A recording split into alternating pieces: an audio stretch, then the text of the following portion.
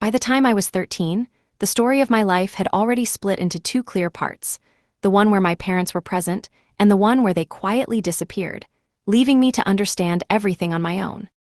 This is the story of how that absence shaped every decision that followed, how a single act of abandonment set off years of consequences, and how people who walked away would one day return expecting something they had never earned. On the morning of my 13th birthday, I woke up to an empty house that felt wrong in a way I could not immediately explain. The air was still, too still, as if the walls themselves were waiting. I walked into the kitchen expecting noise, movement, something normal, but instead I found a single note stuck to the fridge with a magnet shaped like a lemon. It said they had gone away for a short trip, that I should stay with a friend, and that they would be back soon. There was no date, no explanation, and no signature. I read it several times, trying to understand what soon meant. My phone showed pictures almost immediately. My older sister had posted a smiling photo at the airport, suitcase beside her, captioned with words about family time. My younger sister followed with beach emojis and excitement. I was not mentioned. I sat on the front steps with my backpack, convinced someone would come back for me. An aunt, a neighbor, anyone. The day passed, evening came. The streetlights turned on and no one arrived. I went back inside and heated food I barely wanted, eating alone at the counter. The house felt larger without voices, every sound too loud and too quiet at the same time. I told myself it was a mistake, that they would realize they forgot me. The next day passed the same way. Then the next. By the fourth day, I stopped checking the door as often. I still went to school. I still answered teachers. I still pretended everything was normal. But every afternoon, I walked back to the same empty house, carrying the same question I could not say out loud. Not where did they go, but why did they leave me behind? By the sixth day, I was walking home from the library with borrowed books stacked against my chest when a black car slowed beside the curb. The window rolled down, and a voice said my name like it was a surprise. That was the moment the direction of my life shifted, even though I did not know it yet. The man in the car was my Uncle Richard, my mother's older brother, the one people spoke about in lowered voices during family gatherings. He had money, distance, and a habit of leaving early. I had not seen him in years. He looked at me once, then at the books in my arms, then back at my face like he was counting something. He asked where my parents were. I said they were on a trip. Florida. The word sounded weak when I said it. He did not argue, he just told me to get in the car. I hesitated long enough to remind myself of every warning I had ever been given about strangers, then remembered that no one had warned me about being left alone. I got in. He drove without asking questions, stopped at a diner, ordered food, and waited until I finished eating before speaking again. He asked how long I had been alone. I said almost a week. He nodded once, like that confirmed something. When we reached my street, he did not park. He told me to go inside, pack a bag, and come back out. I asked how long I would be gone. He said we would figure that out later. I packed fast, unsure what mattered, grabbed clothes and books, and left the house exactly as it was. I did not lock the door. I did not leave a note. His house was quiet, clean, and unfamiliar. He showed me a room and told me to sleep. The next morning, he took me to school and told the office I would be staying with him for now. He said it like a temporary arrangement, but he did not set an end date. That bothered me more than if he had. Days passed, my parents did not call. My sisters posted more photos. I stopped checking after a while. Uncle Richard handled things without involving me. He met teachers. He signed forms. He filled the fridge. He did not ask me to explain what happened. He acted as if I had always been there. One night, I came into the kitchen late and tried to eat quietly. He caught me and asked why I was hiding food. I told him I did not want to take too much. He told me everything in the house belonged to the people living in it. He said that included me. I nodded but did not argue. I was still waiting for someone to tell me this was temporary. Weeks later, my mother finally called. She spoke like nothing was wrong. She said plans had changed. She said it was better if I stayed where I was. She did not ask how I felt. She did not ask when I would come home. When the call ended, Uncle Richard asked if I wanted to talk about it. I said no. That night, I understood something clearly for the first time. I had not been forgotten by accident. I had been left on purpose. And the people who left me were already moving on. After that call, nothing was explained and nothing was corrected. My parents did not come back. They did not ask when I would return. They did not send money or instructions. Uncle Richard did not argue with them. He simply told me I would stay with him until further notice. The phrase sounded official, but it had no shape. I did not know if it meant weeks or years. Life continued in a way that felt unreal. I went to school from his house. I ate meals without counting how much I took. I slept without listening for keys at the door.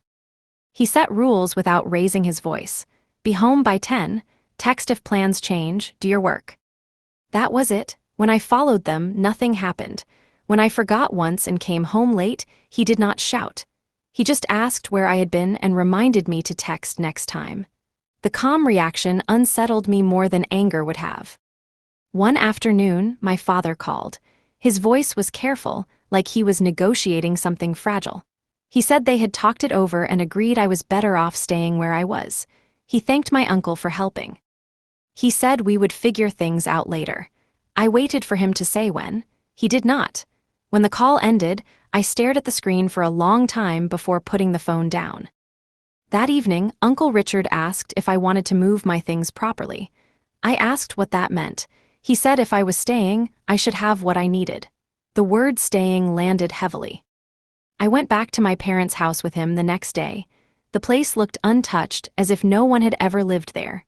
I packed more clothes, my notebooks, a few things that felt like proof I existed. No one came by. No neighbor asked questions. The house closed behind me without resistance. At school, teachers stopped asking about my parents and started asking my uncle. The counselor mentioned words like adjustment and stability. Uncle Richard listened, nodded, and wrote things down. He scheduled appointments I had never had before. Doctor, dentist, eye exam. He did it quietly, as if it was overdue maintenance. My sisters still did not call.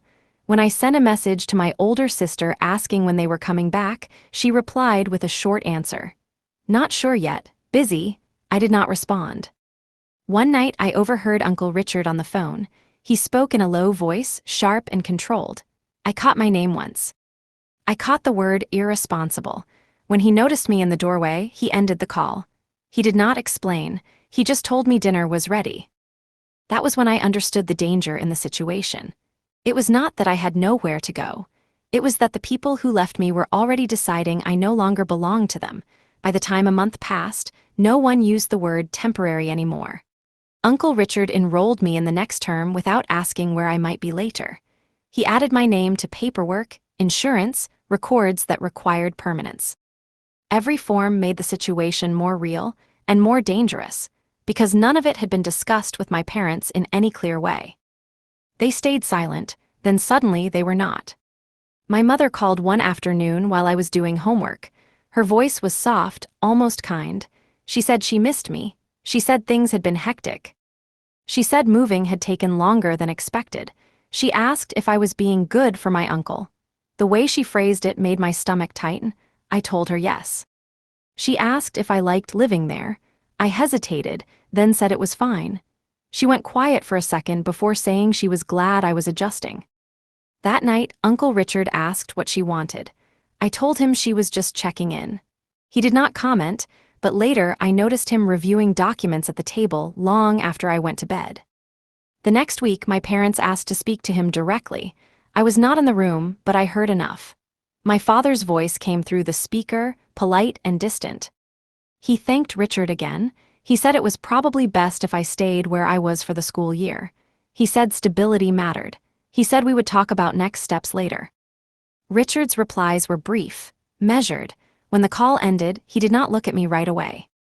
He asked if I understood what they were doing. I said they were letting me stay. He corrected me. He said they were stepping back without responsibility. He said that mattered. He did not say what it meant for me.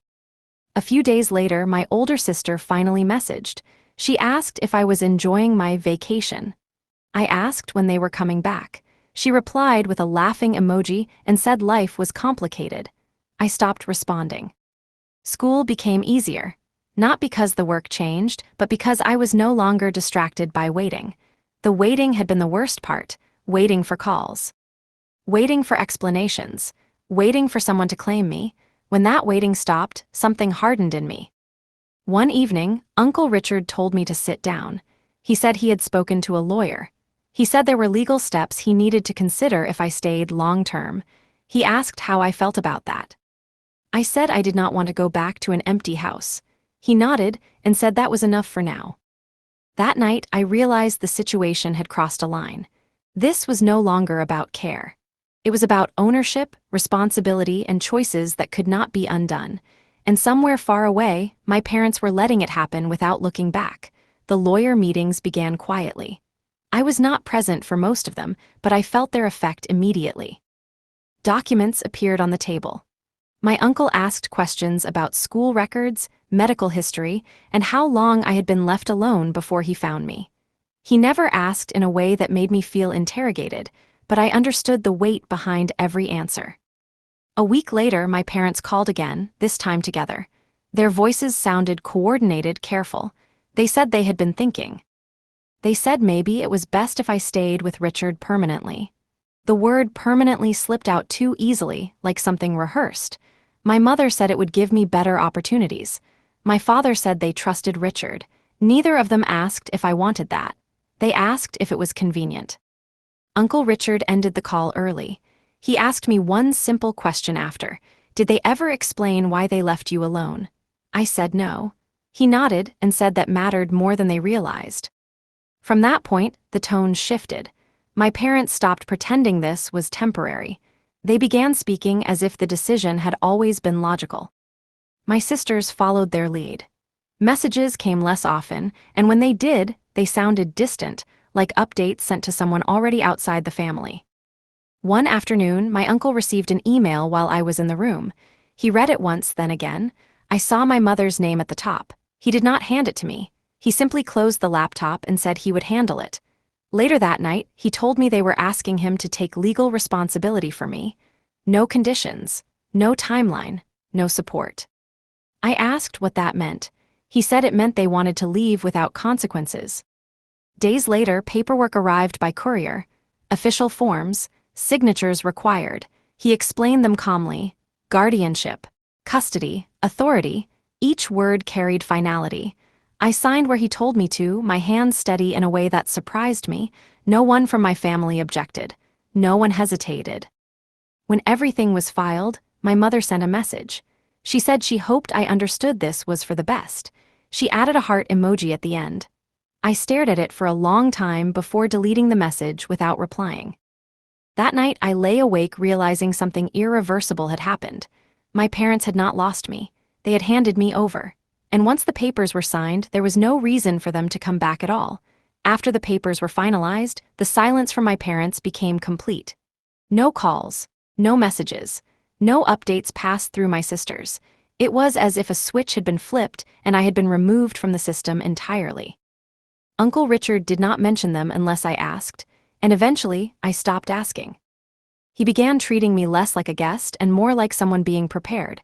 He taught me routines, budgeting, time management, accountability. If I wanted something, he asked how I planned to get it. If I failed a test, he did not comfort me. He asked what I would change next time. The approach was firm, but it worked. I stopped feeling like I was being carried and started feeling like I was being built. At school, my name changed on records. Emergency contact, guardian, everything now pointed to him.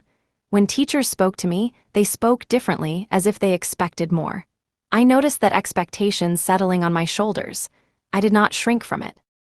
One evening, a letter arrived from my mother. Not a message, a letter. She wrote about missing me in vague ways, about hoping I was happy.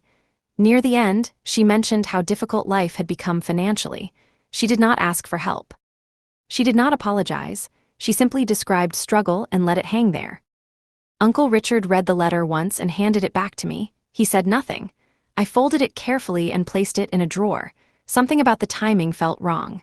Weeks later, another letter came, this time mentioning bills, stress, and how family should support one another. My uncle asked if they had ever supported me when I needed it. I said no. He nodded and said then the answer was simple. The letters stopped after that. Years passed faster than I expected. I grew older, taller, more certain. My uncle remained consistent. He never spoke badly about my parents. He never defended them either. He simply focused on what was in front of him. One night, when I was 16, I overheard him on the phone again. His voice was sharp, clipped. He mentioned responsibility, abandonment, and legal records. When he noticed me listening, he ended the call and told me to go to bed. The next day, he told me my parents had tried to reverse the guardianship. Not because they missed me, but because it suited them now. He said it would not work. He said the law did not reward people who walked away. That was the moment I understood the real danger. The people who had erased me were not gone. They were waiting. And one day, they would come back expecting something they no longer had the right to claim. After my uncle told me about the failed attempt to reverse guardianship, nothing visibly changed, but everything felt different. I stopped seeing my parents as absent. I started seeing them as people watching from a distance, waiting for the right moment. That thought stayed with me longer than it should have. Life moved forward because it had to. I finished school. I worked part-time. I learned how to manage money because my uncle insisted I should never depend on anyone's promises. He made me save, made me plan, made me explain every decision. It was not comfort, it was preparation. My sisters appeared online only. New cities, new friends, new lives. I was never included, never mentioned, but I noticed something else. Whenever I achieved something, a prize, a certificate, a job promotion, one of them would suddenly message me. Short, polite, hollow messages. Proud of you, hope you're doing well, then silence again. Uncle Richard noticed it too. He told me to respond politely but briefly. He said attention given too freely becomes expectation. I followed his advice.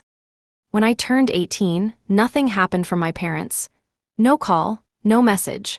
That day mattered more than I expected because it confirmed something I had already suspected. They had not let me go by mistake. They had replaced me. A year later, my uncle had his first health scare. It was small, brushed off quickly, but I saw the change. He tired faster. He paused before answering sometimes. He joked about it, but I began paying attention. I started taking on more responsibility without being asked. Bills, appointments, decisions. He did not stop me.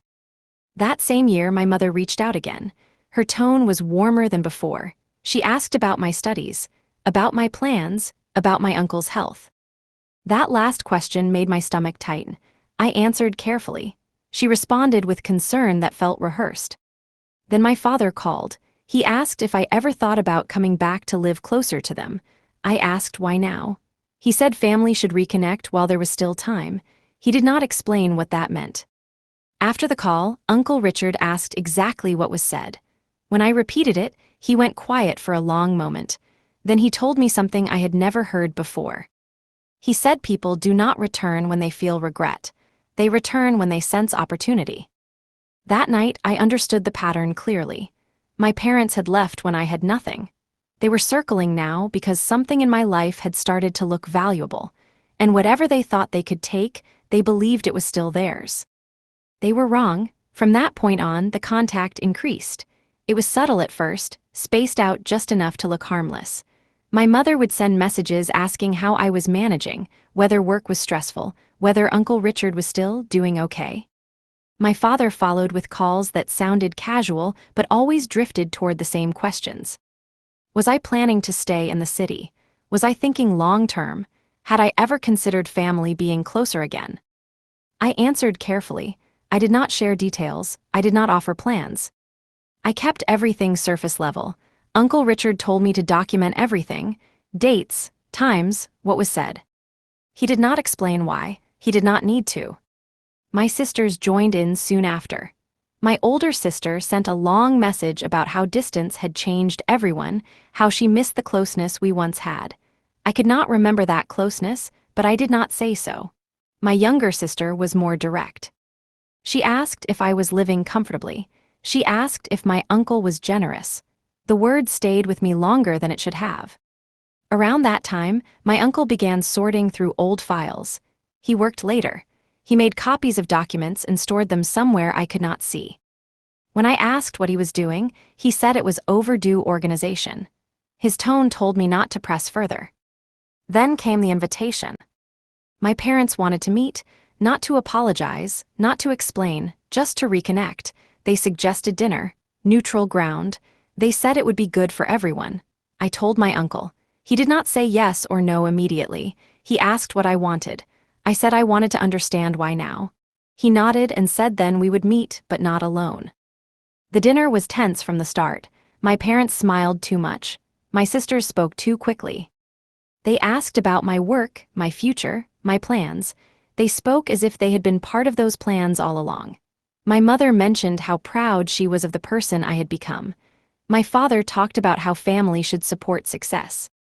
Then my older sister asked directly how long I planned to stay with Uncle Richard. The question landed hard. My uncle answered before I could. He said as long as she wants. The table went quiet. My mother recovered first.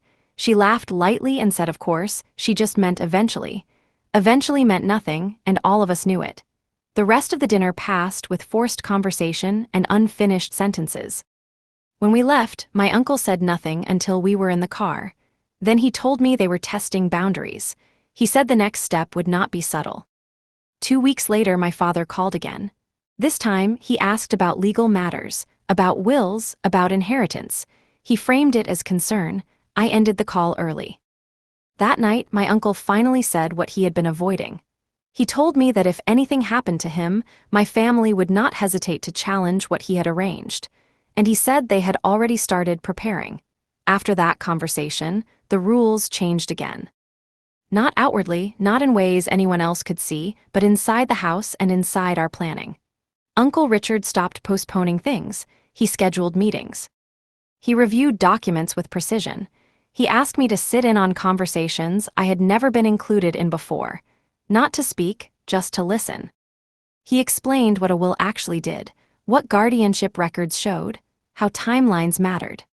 He showed me copies of filings from years ago, the dates clearly marked, the period when my parents had vanished, the months when no one checked in, the moment they tried to reverse decisions only after things in my life stabilized. He did not add commentary. The sequence spoke for itself. Then his health worsened. Not dramatically, not in a way that caused panic, just enough to force adjustment. He tired more easily. He forgot small things. He canceled meetings he would never have canceled before. Doctors were involved, then specialists. I was told the basics and spared the details. That alone told me how serious it was. My parents sensed it almost immediately. The calls became frequent. My mother asked if I was overwhelmed. My father asked if my uncle needed help managing affairs. My sisters offered to visit. They framed it as concern, but the timing was too exact to ignore. Uncle Richard told me to remain polite and distant. He said distance protected clarity. One afternoon, a letter arrived addressed to him from a law firm I did not recognize. He read it once and handed it to me. It was a formal request for information regarding his estate and potential beneficiaries. It had not come from his lawyer. It had come from one representing my parents. He was calm when he explained it. He said they were preparing to contest something that had not even happened yet. He said it was premature and careless. He said it confirmed everything. That night, he asked me something I did not expect. He asked if I was ready to stand on my own if I had to. I said I already was. He looked at me for a long moment before saying that was exactly why he trusted me. He updated his will the following week. I was not present when it was signed, but I knew it was done. The atmosphere shifted afterward, like something had settled into place. My uncle seemed lighter, as if a decision he had delayed for years was finally behind him. My parents must have sensed that too, because the tone of their messages changed again. Less warmth, more urgency. My father asked outright if I knew what my uncle planned to do with his assets. I said I did not discuss private matters. He accused me of being secretive. I ended the call. That night, my uncle told me the truth plainly. He said people who abandon responsibility often believe they can reclaim authority later. He said the law did not always agree, but people like my parents rarely accepted that. Then he said something that stayed with me. He said when he was gone, they would not come for me. They would come for what he left behind, and they would assume I was too quiet to stop them. He was wrong about one thing. I was no longer quiet. After the will was updated, Uncle Richard became deliberate about everything. He stopped postponing conversations and stopped shielding me from decisions. He showed me where important documents were kept and gave me access to accounts I had never seen before. He explained what each one was for and what would happen to it under different circumstances. None of it sounded hypothetical. His health declined in steps, not all at once. Good days followed bad ones. He continued working, but shorter hours. He stopped driving long distances. I began accompanying him to appointments, sitting quietly while doctors spoke in careful language. When we left those rooms, he never discussed what was said unless I asked. When I did ask, he answered honestly and briefly. My parents escalated. They stopped pretending their interest was emotional. My father asked directly whether Uncle Richard had named beneficiaries. My mother asked whether he had made arrangements that might be unfair. My sisters began suggesting meetings with lawyers they trusted. I declined every request. Then one evening, my uncle collapsed at home. It was not dramatic, no shouting, no warning, he simply went still. I called emergency services and followed instructions until help arrived. At the hospital, doctors spoke in low voices and moved quickly. Hours passed without updates. When he finally regained consciousness, he smiled faintly and asked if I had eaten. That was when I understood how close the line really was. After he was discharged, everything moved faster. He reduced his workload. He finalized arrangements. He gave instructions to his lawyer that I was not meant to hear.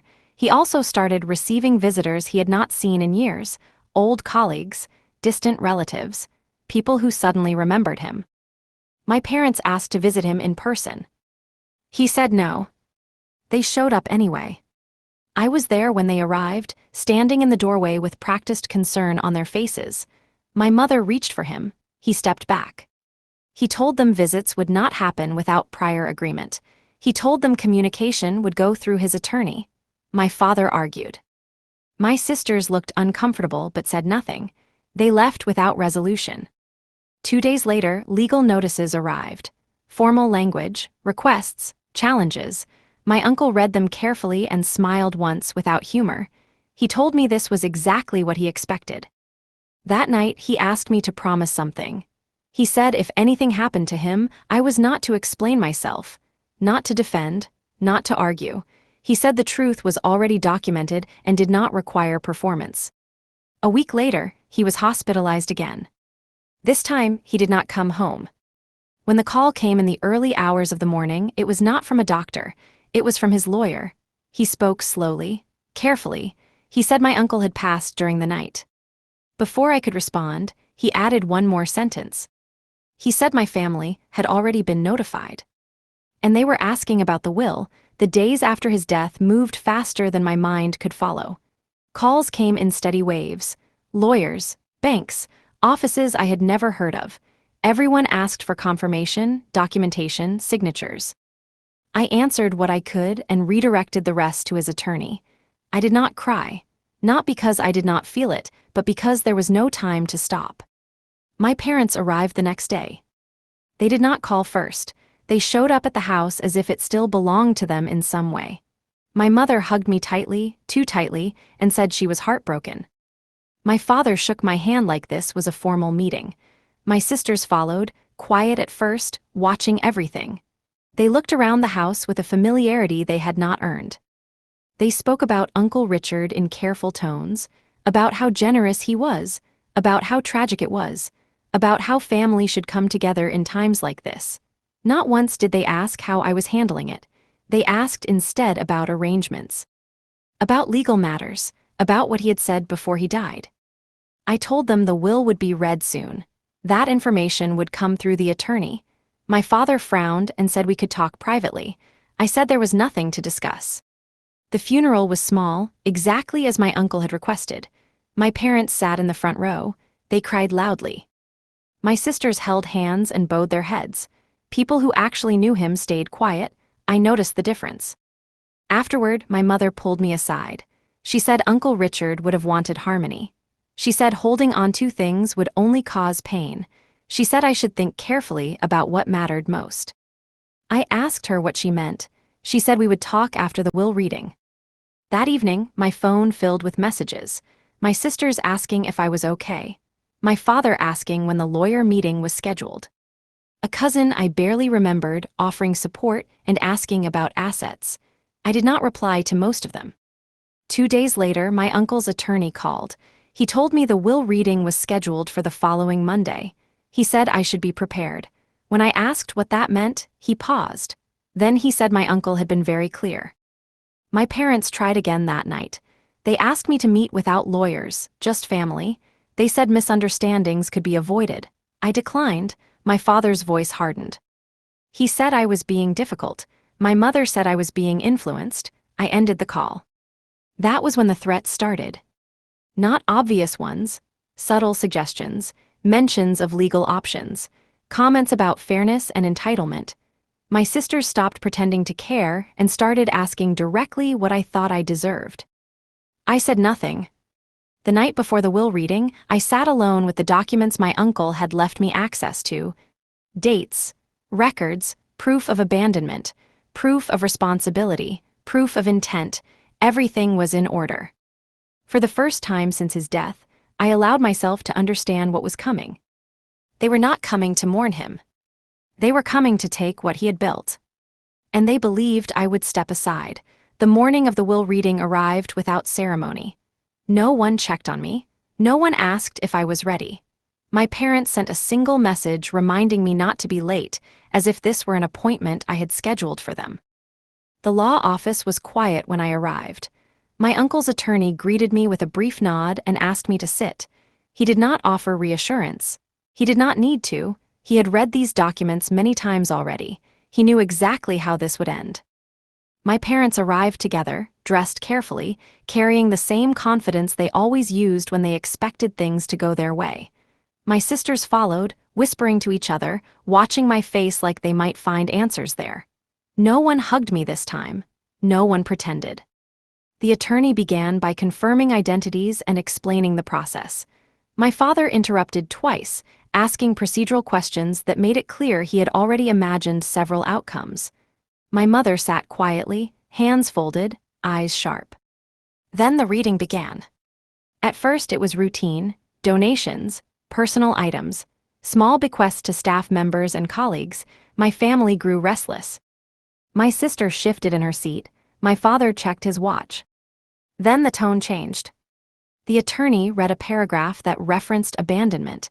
It referenced guardianship. It referenced legal responsibility assumed without obligation. The room went still. My mother's posture stiffened. My father's jaw tightened. The next section named me. The attorney read slowly, clearly, without emotion. My uncle had left the majority of his estate to me. Property, accounts, holdings, authority, full control, no conditions. For a moment, no one spoke. Then my older sister laughed, short and sharp, and said there must be a mistake. My father said the document had to be outdated. My mother said my uncle had not been in the right state of mind. All of them spoke at once. The attorney raised a hand and continued reading. A clause followed. It stated that any attempt to contest the will would result in forfeiture of any remaining consideration. It cited dates. Records, prior attempts to reverse guardianship, prior legal correspondence.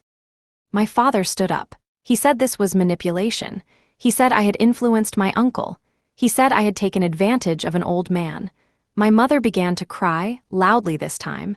My sisters stared at me like they were seeing a stranger. I said nothing. The attorney closed the file and told them the will was valid and enforceable. He said any challenges would be dismissed. He said the matter was concluded. My parents demanded time, discussion, negotiation. The attorney told them there would be none. As they argued, I realized something important. This moment was not shocking to them because they had lost something. It was shocking because they had expected to win. When we left the office, my father grabbed my arm and told me this was not over. I looked at him calmly and said it already was. That was when I understood the real cost of being underestimated. And they had just paid it. The fallout did not wait for the door to close behind us. My father called before I reached the parking lot. I did not answer.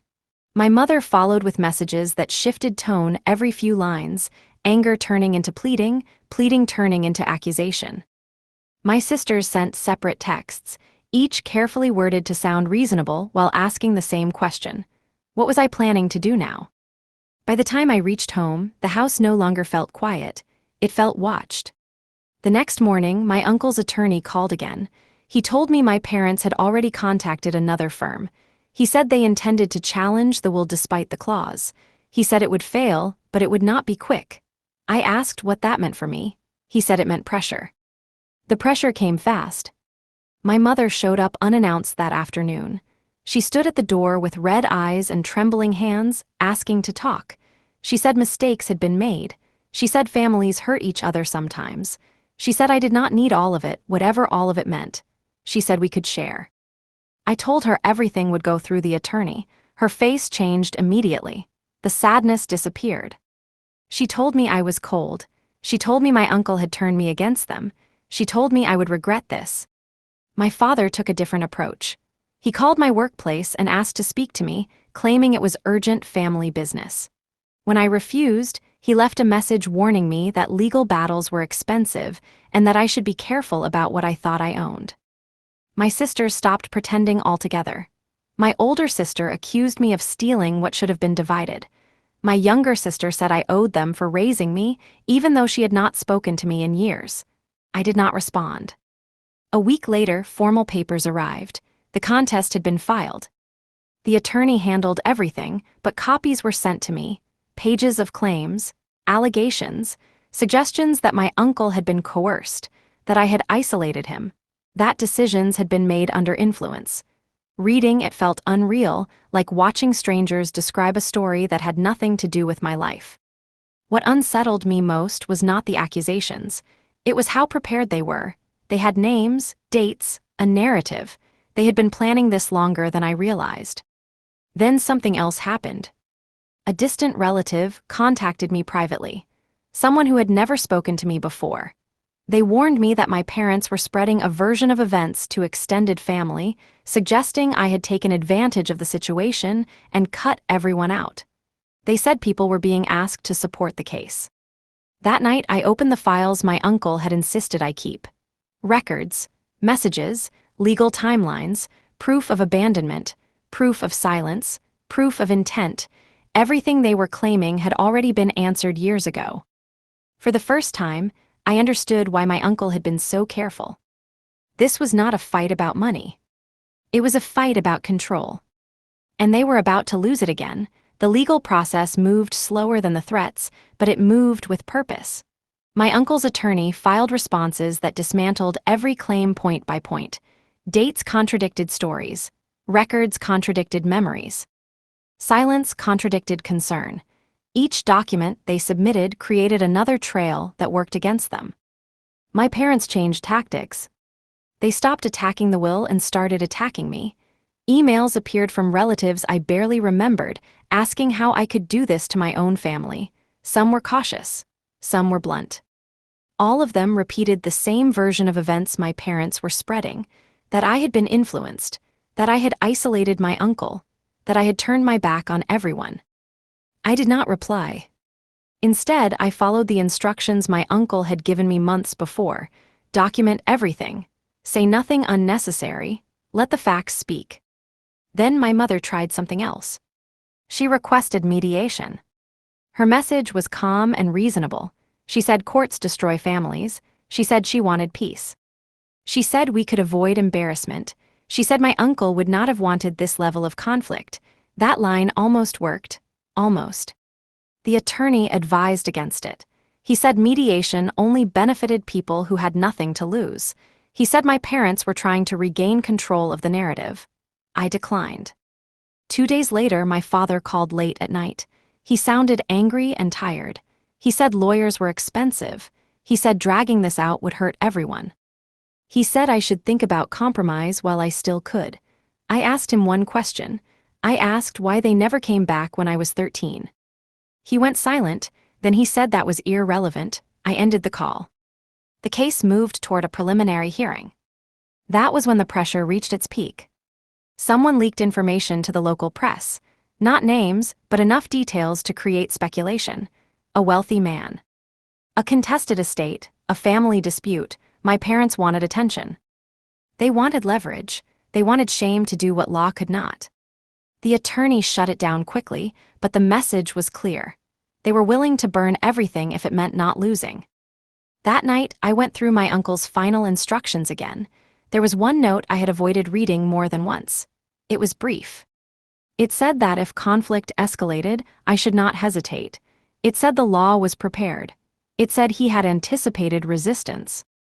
And then it said something that finally settled my nerves. He had documented everything years before he got sick. The abandonment, the silence, the failed attempts to reclaim guardianship, the timing of renewed interest. He had not reacted to their behavior. He had planned for it. The next morning, the attorney called and told me my parents' case had developed a serious problem. Their own filings had exposed contradictions they could not explain. And the court had noticed. For the first time since this began, the balance shifted. Not quietly. Decisively, the preliminary hearing was scheduled sooner than expected. The attorney said the judge had reviewed the filings personally. He said the contradictions were too obvious to ignore. My parents' legal team requested delays. The court denied them. On the morning of the hearing, my parents arrived separately. My father avoided my eyes.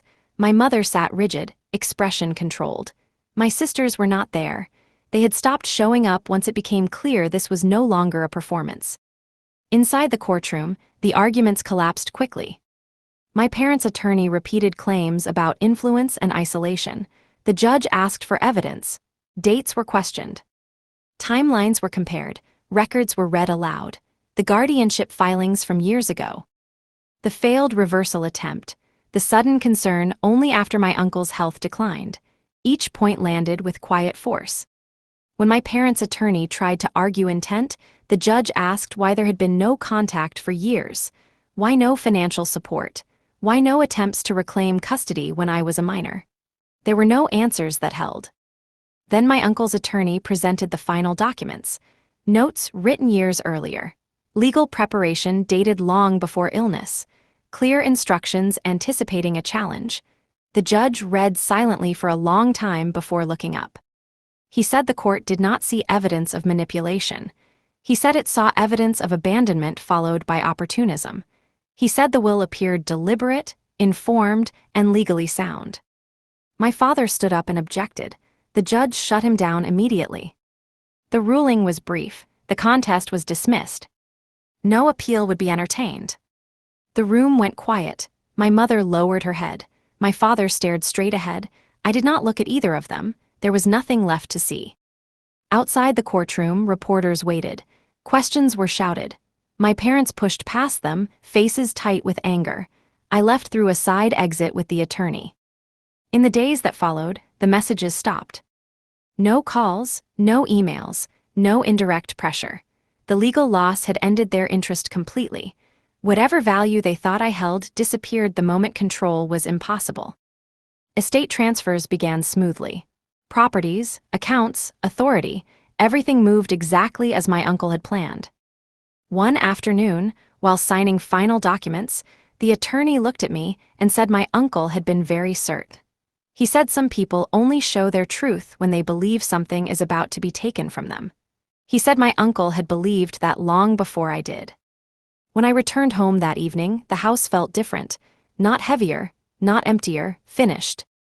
I placed the last signed document into the folder and closed it. There was nothing left for them to challenge. Nothing left for them to claim. And nothing left for me to defend. The story they tried to rewrite had already ended. On their side, I thought the silence meant it was over. I was wrong. 3 weeks after the ruling, my mother called from a number I did not recognize. I did not answer at first. When she called again, I picked up. Her voice was calm, almost polite. She said she wanted to apologize. She said everything had gone too far. She said she wanted to meet, just the two of us. I told her all communication should go through the attorney. She sighed and said lawyers had poisoned everything. She said we were still family. I ended the call. The next move came from my father. He contacted the bank. Not to dispute ownership, but to request information, claiming concern about mismanagement of assets. The bank forwarded the request to my attorney. It was dismissed within hours, but the intent was clear. They were still looking for an opening. Then my older sister reached out. Her message was longer than the others. She said she was tired of fighting. She said she wanted closure. She said she did not want money, only answers. She asked if we could talk privately, without anyone else involved. I agreed to meet in a public place. She arrived late and got straight to the point. She said our parents were struggling. She said legal fees had drained them. She said the loss had changed everything. Then she asked what I planned to do with everything I had inherited. I asked why that mattered to her. She said it mattered because it was still part of the family. That word again. I told her the family had made its decision 15 years ago. She said people change. I asked when. She had no answer. 2 days later, the harassment escalated. Anonymous messages appeared online, comments questioning my character, suggestions that I had taken advantage of an old man. None of them named me directly, but the timing made it obvious. Someone was trying to damage what they could not take. My attorney advised me to stay silent. He said public fights favor liars. He said truth only needs patience. Then a package arrived at the house. No return address. Inside was an old photo of me at 13, standing on my parents' porch with a backpack. On the back, someone had written a single sentence: "You didn't deserve everything." I did not tell anyone right away. That night I went through the security footage. The delivery had been made by hand, the face was blurred, the car unregistered. The message was not about money. It was about punishment. They were angry not because they lost. They were angry because I had survived without them. And they were not finished reminding me of that. After the package arrived, I stopped assuming restraint. I informed the attorney immediately. He took it seriously, more seriously than I expected. He said it crossed from harassment into intimidation. He advised documentation, not reaction. He advised patience again. My parents denied involvement when asked through legal channels. My sisters claimed ignorance. No one admitted anything. No one needed to. The intent was clear enough. The next week, someone contacted my employer. Not directly, indirectly. An anonymous tip questioning my ethics, my background, my relationship with my uncle. It did not include proof. It did not need to. It was meant to plant doubt. Human Resources informed me as a courtesy. I handed everything to my attorney. He handled it. The attempt failed, but it confirmed escalation. Then my father tried a different angle. He filed a complaint alleging undue influence, not against the will this time, but against me personally. He claimed I had manipulated my uncle in his final years to gain control of assets before his death. It was not a legal case. It was an administrative accusation. He was hoping for investigation, delay, disruption. The response was swift. The same documentation that destroyed the will contest destroyed this too. Records showed my uncle had structured everything years before his health declined. Witnesses confirmed his independence. Medical reports confirmed his capacity. The complaint was dismissed. That dismissal triggered something worse. My mother showed up at the house again. This time she did not knock politely. She demanded to be let in. When I refused, she cried loudly enough for neighbors to notice. She accused me of stealing her brother. She accused me of destroying the family. I told her to leave. She refused. I called the police. When they arrived, she changed instantly. Calm, controlled, hurt. She said she only wanted to talk to her daughter. The officers asked if I wanted to press the issue. I said yes. They escorted her away and issued a warning. That was the moment it finally stopped being subtle. Later that night, my younger sister sent a message. Short, sharp. She said if I thought this was over, I was wrong. She said people like me always pay eventually. I forwarded it to the attorney. He responded with a single instruction. He told me to prepare for the final move. Because people who lose everything do not stop out of acceptance. They stop when they are exposed. And exposure was the one thing my parents had avoided for 15 years. The final move did not come from me. It came from the documents my uncle had prepared long before any of this began. My attorney requested a private meeting and laid everything out in front of me. Not summaries, originals, timelines, records of guardianship filings, school reports showing no parental contact, medical consent forms signed only by my uncle, bank records showing who paid for what and when, messages saved from years ago, including the first time my parents asked to reverse guardianship, not because they missed me, but because circumstances had changed. Then there was something I had never seen. A sworn statement my uncle had prepared years earlier, sealed but never used.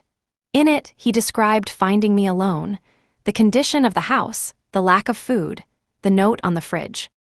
The days that passed without contact, he documented every attempt he made to reach my parents and their responses. Short, dismissive, delayed, he had kept everything.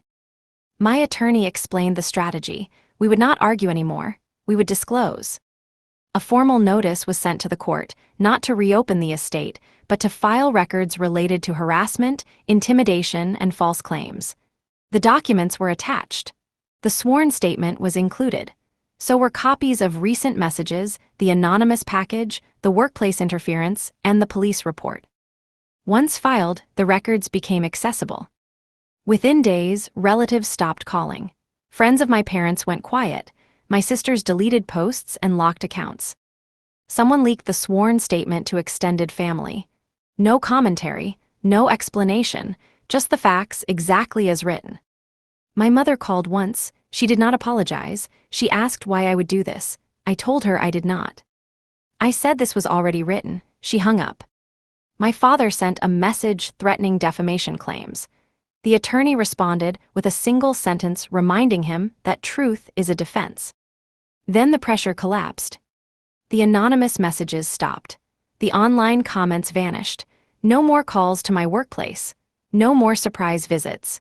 People who had believed their version stopped asking questions because the answers were now permanent and documented.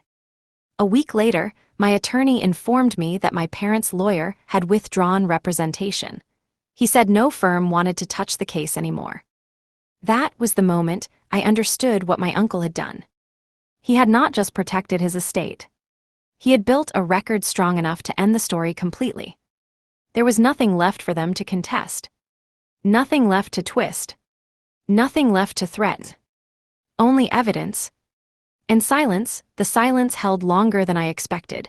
Days passed without interruption. Then weeks. My phone stayed quiet. No unknown numbers. No messages from relatives testing the water. No indirect attempts to reach me through others. It was the kind of quiet that only comes after something irreversible. Then my attorney called. He said my parents had made one last request, not a legal one, a personal one. They wanted a meeting, no lawyers, no documents, just a conversation. He advised against it. He said there was nothing left to gain. I agreed, and he declined on my behalf. That refusal ended it. My parents sold their house within a month. My sisters moved again. Accounts were deleted. The family narrative dissolved. The people who had once spoken confidently about fairness and entitlement disappeared when there was no longer an audience. Estate administration completed without resistance. Properties were transferred. Accounts closed. Responsibilities shifted fully to me. Every signature felt final, not heavy, but precise. One afternoon, while reviewing the last set of documents, I found a note my uncle had tucked into the folder. I had seen it before but never read it carefully. It was brief. It said that endings are only clean when people are forced to face themselves. He had underlined forced. I understood then that this had never been about winning. It had been about stopping the cycle. About making sure abandonment did not get rewarded with access later. Months passed. I changed my number. I adjusted routines. I lived without looking over my shoulder. There were no sudden returns, no apologies, no explanations. The absence that had once hurt now felt deliberate on both sides. One evening, I received a message from a distant cousin. They said they had read everything. They said they never knew. They said they were sorry. I thanked them and did not continue the conversation. That was the difference now. I no longer needed closure from the people who had created the damage. The documentation had done that work for me. The story was no longer something anyone could reinterpret. It existed as it happened. And the people who walked away from it no longer had a role. The quiet remained. Not fragile. Permanent, the last thing to be settled was the house. Not the paperwork that was already done, but the decision of whether it would remain mine in the way it had been my uncle's. I did not rush it. I walked through each room once, checking nothing, remembering nothing aloud. I was not looking for comfort. I was making sure there were no loose ends. There were none. The security log stayed empty. No unfamiliar cars, no packages, no attempts to return under a different name. The people who had tried to force themselves back into my life had finally accepted what the law had made clear. Access was no longer possible. One final letter arrived from the court confirming closure of all related matters. No pending actions, no appeals, no filings. The language was neutral, final, exact. I placed it with the rest of the records and closed the folder. That same day, I received a message from my father for the first time in months. It was short. He said he hoped I was satisfied. He said some things could not be undone. He did not ask for forgiveness. He did not offer an explanation. I did not respond. In the weeks that followed, life settled into something steady. Not peaceful in a dramatic sense, just uninterrupted. I worked. I made decisions without consulting anyone who believed they had authority over me. I lived without anticipating interruption. One evening, while organizing remaining files, I found the earliest record again. The guardianship document dated years back. The signature my uncle had added without hesitation. The moment everything changed without noise or ceremony. I looked at it once and put it away. The story had already been told. There was no final confrontation, no apology scene, no return. The people who left me at 13 did not come back wiser or kinder. They simply ran out of leverage. And when leverage disappears, so does interest. I locked the house that night and left without looking back. Not because I was afraid of what was behind me, but because there was nothing there waiting anymore. Some stories end with reconciliation. This one ended with proof. And proof was enough. You have reached the end of the text.